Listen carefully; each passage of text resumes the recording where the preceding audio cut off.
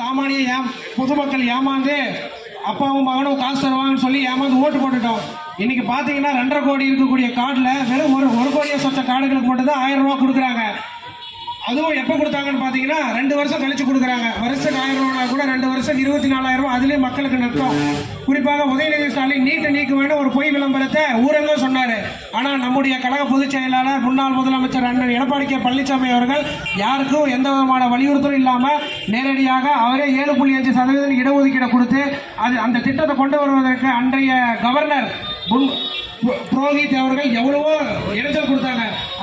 அந்த கஷ்டத்தை எல்லாம் மீறி முதலமைச்சர் தனிப்பிரிவிலிருந்து ஆர்டிகல் 16 மூலமாக நீட்டை அந்த ஆண்டே செயல்பாட்டில் கொண்டு வந்து இன்ற வரைக்கும் வருஷத்துக்கு 600 குழந்தைகளுக்கு மேல பயன்படுற மாதிரி பண்ணி வச்சிருக்காங்க. குறிப்பாக நம்ம தருமபுரி மாவட்டத்திலிருந்து பாத்தீங்கன்னா ஏலகிரியில் ஒரே ஒரு விவசாயம் செய்யக்கூடிய குடும்பத்திலிருந்து ஒரு பெண் குழந்தையும் 2 ஆண் குழந்தைகளும் நம்மளுடைய தருமபுரி மாவட்டத்திலிருந்து ஒரு டாக்டராக இருக்கிறாங்க. கரூர் மாவட்டத்தில் ஒரு குழந்தையும் மோகன் குமாரமங்கலம் மருத்துவமனையில் 2 குழந்தைகளும் படிக்கிறாங்க. அந்த மாதிரி மருத்துவக் கல்லூரிகள் ஒரே 5 பார்த்தீங்கன்னா ஊட்டியில் மருத்துவக் கல்லூரி திறக்கப்பட்டது. யார் கொண்டு வந்தது? அண்ணன் எடப்பாடியார் காலத்தில் அடிக்கல் நாட்டப்பட்டது. இன்றைய தினம் போன மாதம் மு க ஸ்டாலின் போயிட்டு கல்வெட்டில் பார்த்தீங்கன்னா மு க ஸ்டாலின் பேர் போட்டு அவர் பேரில் திறந்து வச்சுட்டு போயிட்டாரு.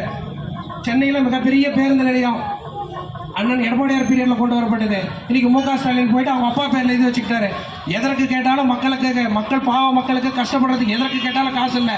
பள்ளிகளை சீரமைக்கிறதுக்கு காசு இல்லை, ரோடு போடுறதுக்கு காசு இல்லை, நாட்டு மக்களை காப்பாற்றுறதுக்கு காசு இல்லை. அவங்க அப்பாவுக்கு பேனா செலவு வைக்கிறதுக்கு காசு இருக்குது, மணிமண்டபம் கட்டுறதுக்கு காசு இருக்குது. இதற்கு மட்டும் காசு செலவு பண்றாங்க. முதலமைச்சருக்காக தனிப்பிரிவில் 6 கருப்பு நிற இனோவா கார்கள் தமிழக மக்களோட வரி பணத்தை வாங்கியிருக்கிறாங்க. இதுக்கெல்லாம் காசு இருக்குதா? அதே போல பாத்தீங்கன்னா கார் ரேஸ் நடத்தினாரு. தமிழக மக்கள் வரி பணத்திலிருந்து 40 கோடி ரூபாய்.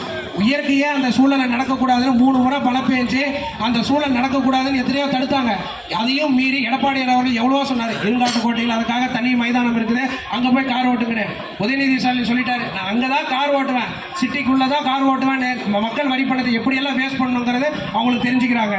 அதே போல இருக்கக்கூடிய தாய்மார்கள் அனைவரும் எல்லாரும் வருகின்ற சட்டமன்ற தேர்தலில் நிம்மதியாக பெண்களுக்கு பாதுகாப்புடன் வாழ்வதற்கு அதிமுக வாக்களிக்கிறேன் வேண்டி கேட்டுக்கொள்கிறேன். வாய்ப்பளித்த அண்ணன் எஸ்.ஆர். அவர்களுக்கு நன்றிகள்.